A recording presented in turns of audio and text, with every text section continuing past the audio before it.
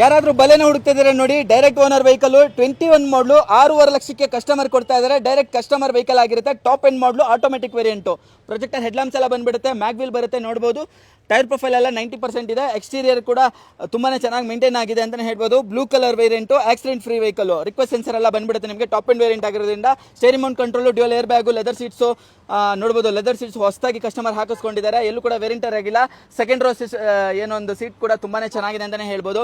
ನೋಡಿ, ಫ್ರಂಟಲ್ಲಿ ಒಂದು ಚಿಕ್ಕ ಹೆಲಿಕಾಪ್ಟರ್ ಕೂಡ ಅದು ಒಂದು ಆಕ್ಸೆಸರೀಸ್ ಹಾಕ್ಸ್ಕೊಂಡಿದ್ದಾರೆ, ತಿರುಗ್ತಾನೆ ಇರುತ್ತೆ. ಅದು 76,000 ಏನೋ ಓಡಿದೆ. ಇದು ಪುಷ್ ಬಟನ್ ಸ್ಟಾರ್ಟ್ ಎಲ್ಲ ಬಂದ್ಬಿಡುತ್ತೆ, ನೋಡ್ಬೋದು. ಪುಷ್ ಬಟನ್ ಸ್ಟಾರ್ಟ್ ಜೊತೆಗೆ ಆಟೋಮೆಟಿಕ್ ವೇರಿಯಂಟ್ ಆಗಿರುತ್ತೆ.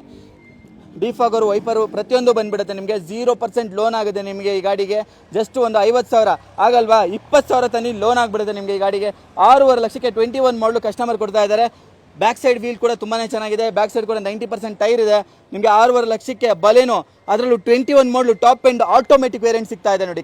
ಡೈರೆಕ್ಟ್ ಕಸ್ಟಮರು ಕಾಂಟ್ಯಾಕ್ಟ್ ಮಾಡಿ. ಬೇಕು ಅಂತ ಹೇಳಿದ್ರೆ ಲೋನ್ ಕೂಡ ಮಾಡಿಸ್ಕೊಡ್ತೀವಿ. ನಾವು ನಮ್ಮ ಕಡೆಯಿಂದನೇ ಮಾಡಿಸ್ಕೊಡ್ತೀವಿ. ಲೋನ್ ಬೇಕು ಅಂದರೆ 20,000 ತನಕ ಲೋನ್ ಆಗಿಬಿಡುತ್ತೆ ಗಾಡಿಗೆ.